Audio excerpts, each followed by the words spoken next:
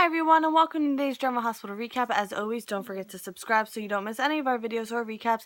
Not gonna lie, I had some trouble focusing today because I played fake restaurant with an 8-year-old for 2 hours, not complaining, so I needed to give myself some motivation. So I cut myself a piece of this Hershey chocolate cake and left it next to me and said I can't have it until I finish General Hospital and film this. So here we go. If I talk fast, this is why. And if I just made you really want chocolate cake, I am truly sorry. They have that Stop and Shop for it's $10. It's great. It's Hershey's. Oh my goodness, it's delicious. It's like the second one I've had. Last one I had was like last month. But anyway, this isn't like a chocolate cake review. This is General Hospital. So let's get right to it, everyone, because this is the last one until Monday. I know, right? Okay. So at the Quartermains, Dylan is back home. Someone has stolen Ned, Monica's, and Dylan's precious items, and they each got ransom notes saying to meet there in the living room. And it was Tracy. She did it. She wants them to all celebrate Thanksgiving together, even if it means stealing stuff. So Tracy says they're having turkey, but they're all not optimistic, needless to say. So then she wants to do some fun activities, like a board game, and they think she's being kind of creepy. And she's just trying to have them enjoy the holiday. What's wrong with that, guys? So then she's like, fine. She gives them their stuff back. She was just trying to make happy memories, but she's just gonna go. But they pull her back in, and they're like, look, we're not normal. We can't pretend like we're normal, so let's just be unnormal Quartermains. And they're gonna pull together and not be so cynical, because they realize they've all been letting this past year get the worst of them when Tracy was trying to make... She just smacked me in the face. You saw that, right? Excuse me, young lady. I'm filing an assault charge. Yes, I am. Yes, I am, sweetheart. Hello. Okay. She's so funny. I love E-Cat. She's the angry kitten. I have to tell that story. Anyway, she's like Tracy. She's sweet, but she has an edge to her. I should have named you Tracy, E-Cat. I'm so sorry. Okay, yeah, okay. I need to watch my nose. She keeps swatting my hand away from my nose. Okay, anyway. So, okay, so turkey is served on Thanksgiving. I know. It's just what is happening. And it's made with a special brine this year, but they notice it doesn't smell like a normal Thanksgiving turkey, and Tracy's like, oh, well, it's different. And Monica is like, wait, did you say a brine? And Tracy's like, yeah. And Monica's like, well, I was in the kitchen, and I noticed a full jar labeled brine, and an empty jar, or container, of Dr. Finn's named with label bacteria. So yeah, she's gonna go get the pizza menu because I'm pretty sure that turkey is not good for consumption. So then they toast and they say what they're thankful for. At Lante's, Lulu, Dante, Nathan, and Maxie are there. Hi, Misha. Hello. What are you doing with your chocolate orange there? Hi. What's going on? So Rocco, of course, is there. Kevin comes in, and Laura is on her way, but she's taking a detour. Dante calls Sunny. Honey, we're doing it together. Look. No? Okay. So Dante calls Sunny. He's checking in on him. He offers to bring dinner to him, but Sunny tells him to concentrate on his family. And Dante's like, you are family, and I don't want you to be alone. And Sunny's like, it's okay. So he really wants Sunny to call him if he's not feeling well. He really does. That's very important to him. Rocco seems to have, chocolate or something all over his face. He got into pie. Lulu and Dante both thought each other was watching him, and then Kevin diffuses a small situation between the two of them. So what's going on, huh? There's more to this. Why is Kevin there? Well, no, Kevin's there because of Laura. But you know what I mean? So at Sunny's place, Laura comes over. She says she's sure Dante and Lulu would stop over if he wanted them to. And he's like, it's okay, I just talked to Dante. Sunny's been talking to Spencer too, and Spencer seems like he's having a great time at school. And Laura feels that she can understand Sunny's pain and he can understand hers. And she also tells him to be patient. Everyone will come back, and he needs to let them in when that happens. Sunny thinks about Carly, and he thinks about calling her. At Carly's place, Nell shopped and got everything for a feast. And, Carly totally forgot it was Thanksgiving. Michael and Jocelyn and Jax are there. Carly feels horrible. They all tell her not to. And to let them take care of her. Apple stuffing is mentioned, and that actually sounds good. And I'm not a stuffing person. Like, I've literally had stuffing 0 times my entire life. I'm a very picky eater, and the people that I used to always have Thanksgiving with, I don't know if y'all make it with onions, but they made it with onions, and I was like, ugh, onions. But I'm sure it was delicious. I'm just not an onion person. I'm an onion essence person, but not the actual onion. You feel me? Anyway. This turned into a food review. I don't know how that happened. So someone's at the door. It's Olivia. She has paperwork, and she actually didn't expect to see Carly there. She thought she'd be with Sunny. So Nell brings up Sunny to Michael. Carly tells Olivia Sunny wasn't responsible for the bomb, and Olivia is so thankful to hear that. But Carly also says that doesn't change anything, and Olivia's like, well, it kind of does. Like, everyone, including, me, tried to get him to change, and he wouldn't, but he changed for you. Like, but then she apologizes for possibly overstepping, and she's surprised to see Jax there. So Sunny is calling, and Nell has the phone. She calls to Carly, but then she sees she and Jax hugging, and I was like, that's probably innocent, because they kind of already talked about that, and the fact that it's not going to happen. So Nell ignores the call and sends Sunny to voicemail. And he leaves a nice voicemail basically saying their children are lucky to have a mom like her. Carly and Jax talk Sunny. She feels that maybe she's not being fair to him because he did try to change for her.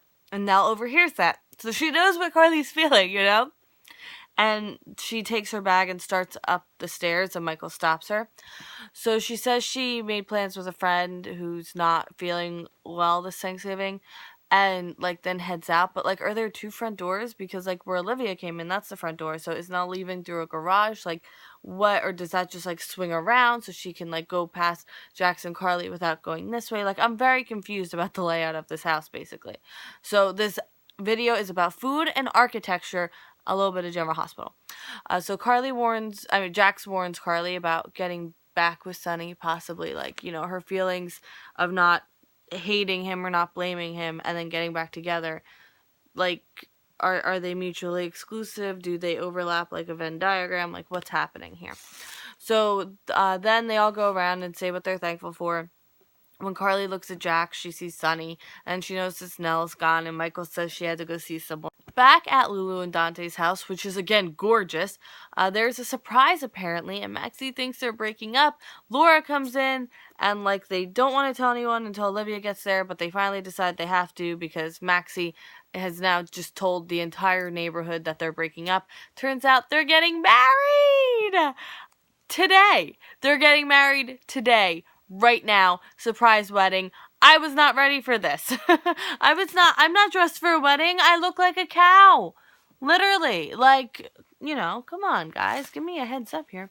So, Kevin is officiating, and he's been in on it. He got ordained online, like all the best ministers do these days. It's the 21st century, guys, So, Olivia comes in. Ned. Oh, no.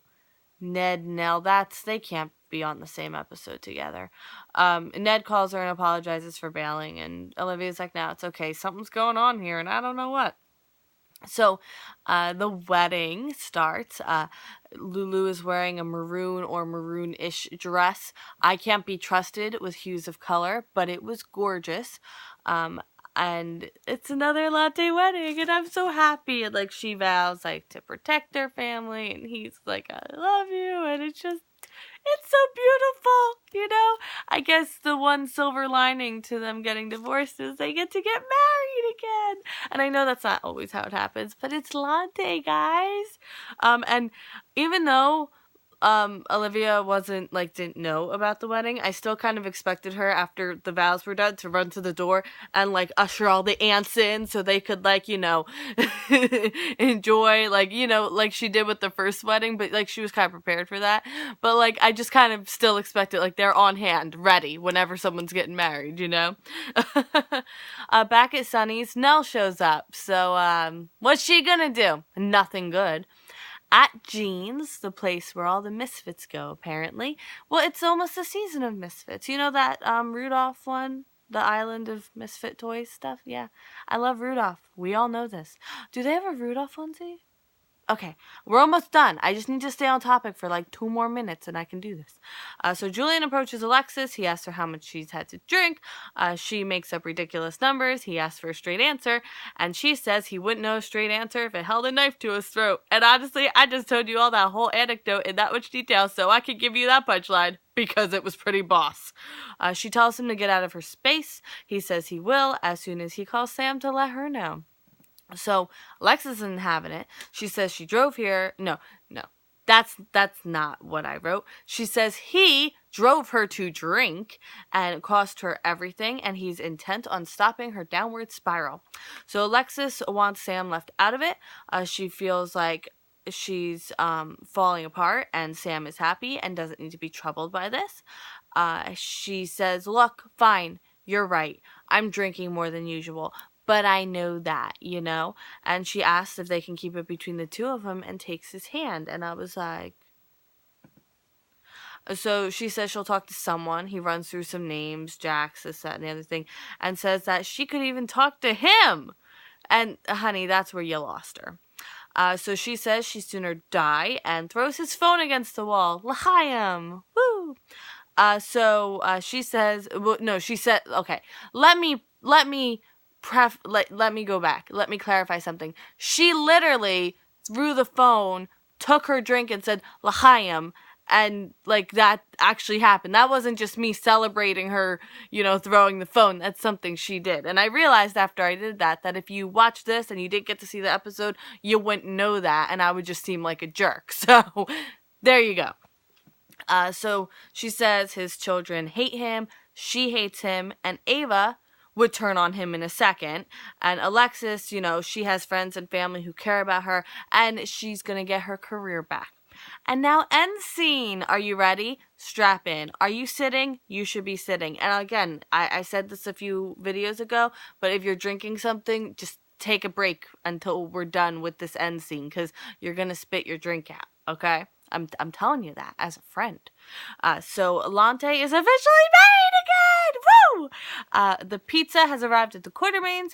They sing, and like, it was beautiful. It's always beautiful. Love the Quartermains. But I'd be lying if I said I wasn't a little disappointed that Jason and Danny, or at least Jason, isn't there. You know, well, Danny is with Jason, so he should be, like, he'd be with him there if Sam's spending time over there. But, like, just a smidge. A little. I mean, it didn't take away. It probably wouldn't have added. It didn't take away. It's just something, you know, I was kind of like, okay. Ned leaves a slice of pizza next to a picture of Edward and Lila, and literally, I lost it. Like, I lost it. Nell says to Sunny that she felt out of place at Carly's. She tells Sunny Jax is there too. That's a surprise to Sunny. Nell says something about a misunderstanding, and Sunny asks if something happened between Jax and Carly.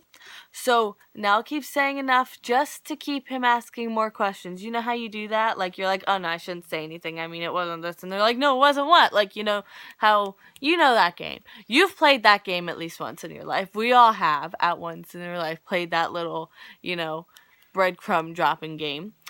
Carly tells Jax how good Nell is to them, and Carly says she's unsure of her feelings about Sunny. Nell tells Sunny she saw Carly and Jax kissing. Because why not? Why wouldn't you do that?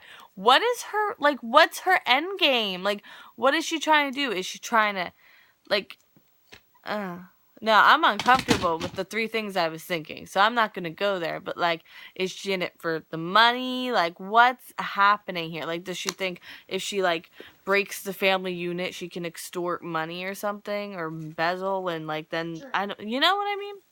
Yeah. What? She's sleeping.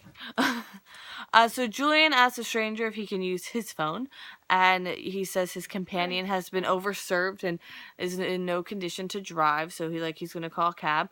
But Alexis rushes outside to her car.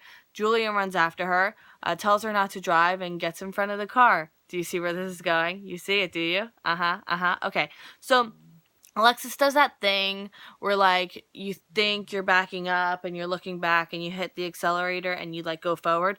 But usually it's like you tap because you're not going to just fly backwards, because that's how accidents happen in parking lots.